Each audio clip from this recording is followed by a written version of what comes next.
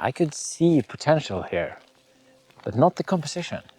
Not yet. Let me show you how I interpreted this scene and made it into a coherent composition.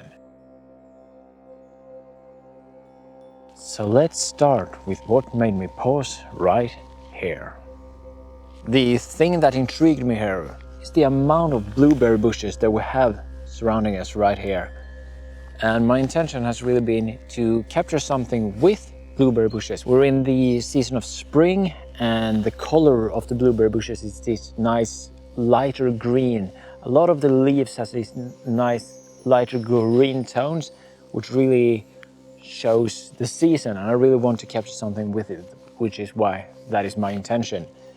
So I found this area, a lot of bushes, and any apprehensions, any problems that I foresee with this?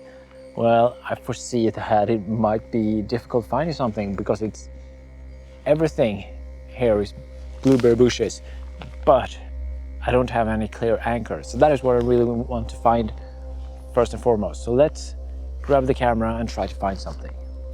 So I'm looking out over the landscape right here.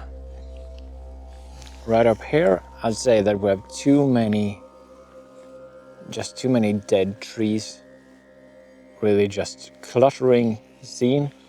Right here we have two bigger trees. There we have an opening and the sky, and I can see some light coming in there. That could be nice. So from what I can see right here, it's either those trees there or those trees there. Look in the camera. It could be a nice composition right here with these trees, framing it up along this line maybe. Perhaps a bit cluttered.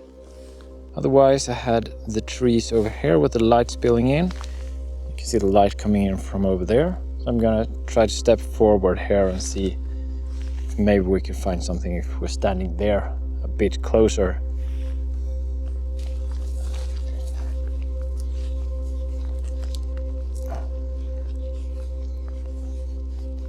So I definitely don't want to include too much on this side right here.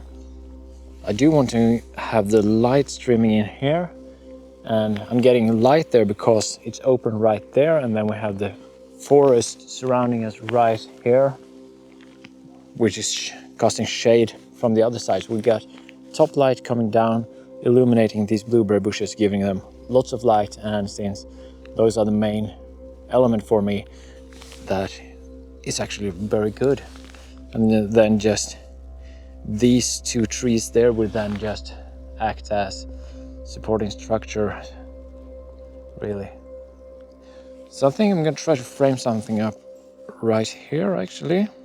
The way that I got this scene balanced the way I wanted was that I moved the I moved the camera to my left, and then I tilted it a little bit to the right, and in that way I got the whole composition to flow a little bit better from right up in the corner there down to the bottom right there. So from the top left to the bottom right through the difference in light. So having the strongest light on the top right there and then the weakest on the bottom right in a sense. Then these trees are standing, they are anchoring the scene in a sense and supporting it as well, in that they are darker, they offer a contrast to the scene, and they convey the nature of the forest in a sense, more so than what the scene actually has, in a way, since they're standing on a slope and the sky is just behind. But the way they're framed, it really conveys the forest in a sense.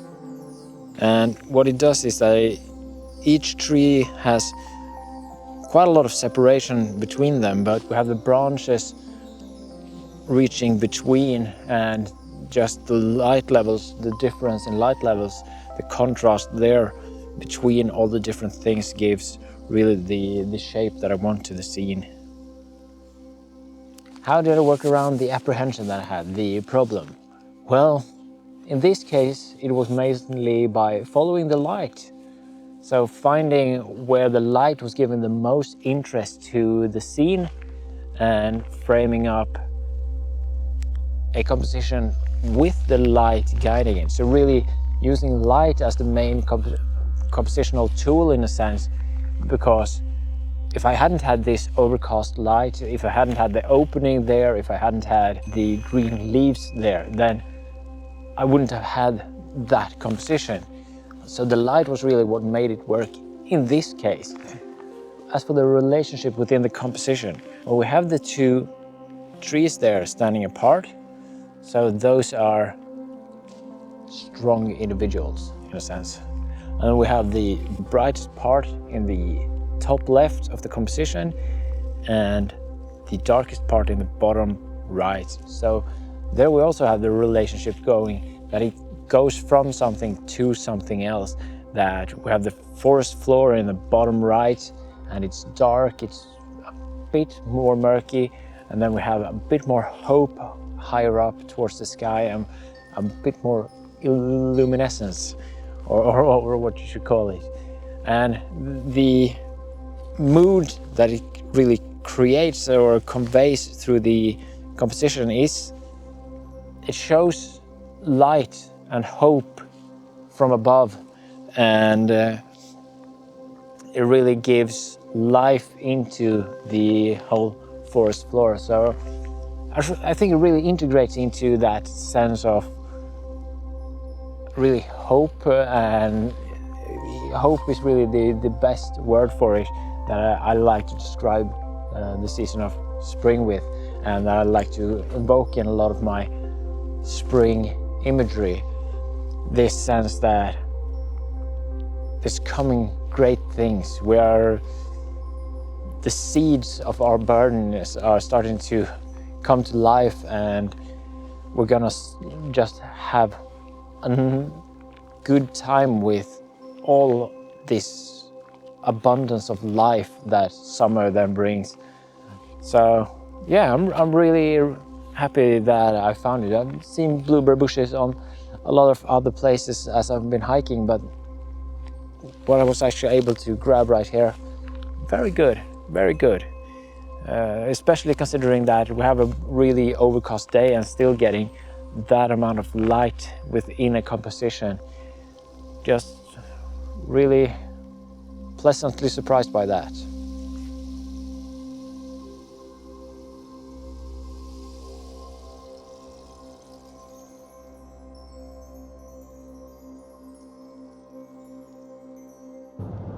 If you want to see a very different kind of problem, where the challenge wasn't finding an anchor, but getting a diagonal line to actually read as a diagonal line through the camera, the previous episode is worth watching next.